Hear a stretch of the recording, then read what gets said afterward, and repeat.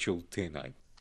The grandmother of a young Auckland boy who died from meningitis says the free targeted immunisation program being rolled out in Northland doesn't go nearly far enough.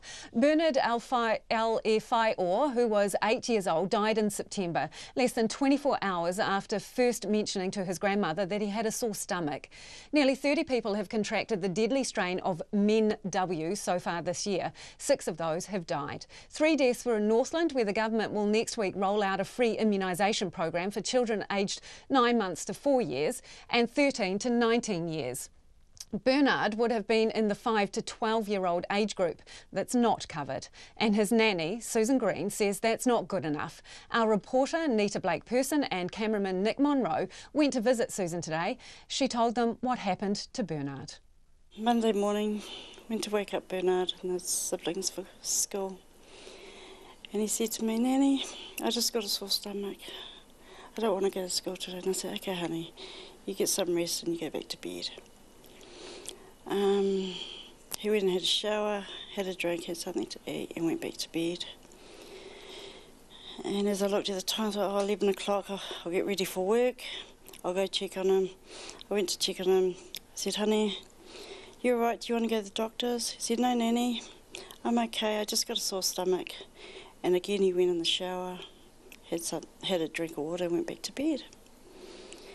And then so I carried on with my day. I left him home with his aunties and uncles. He went to work. Then I got a phone call at approximately 5 o'clock saying that Bernard was rushed to hospital by ambulance and that he wasn't going to make it.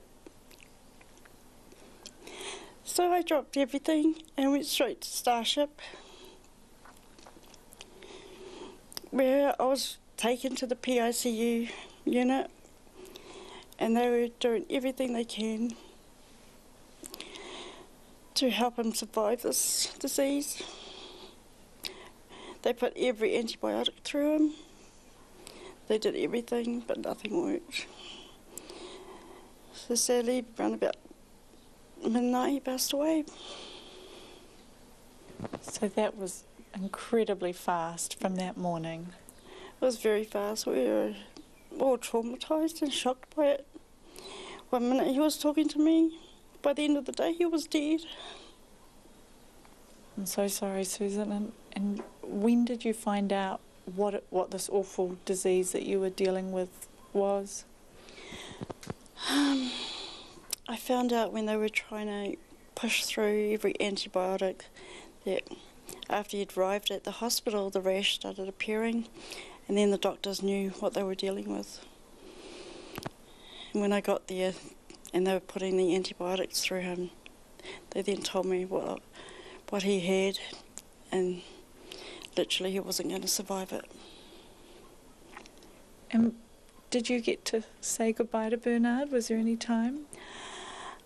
He was on the table. We did say our goodbyes before he took his last breath. Yeah, it was really sad. How's the family been? We're still shocked and traumatised by it, but we're trying to cope as best as we can and stay strong for Bernard. And Susan, there's sort of gorgeous photos of Bernard behind us. Would you tell me a little bit about who he was? He was well loved. He's a very humble boy, always out there willing to help. If he had no lunch, he'd give you his lunch. Always helped me with the kids, always got up, always made sure I was right.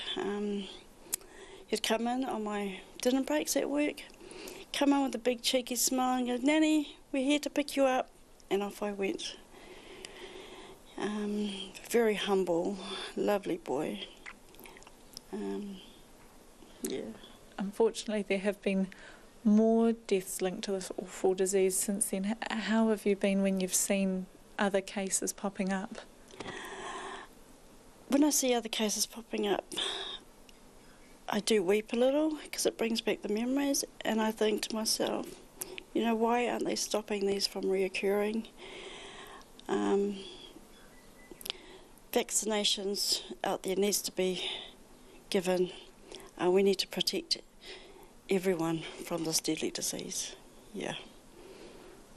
The vaccination program they're rolling out in Northland has that age gap in the middle. The 5 to 12-year-olds are not covered by it, so I imagine Bernard wouldn't have been either. Do you think everyone should have access to this? Most definitely, everyone should have access to it. No, the age gap shouldn't matter. No, I just want the vaccinations to become available to everyone, children, adults, everyone. We need to get rid of this disease and get us all vaccinated and covered, and don't let any more deaths happen. That was Susan Green speaking to our reporter Nita Blake-Person.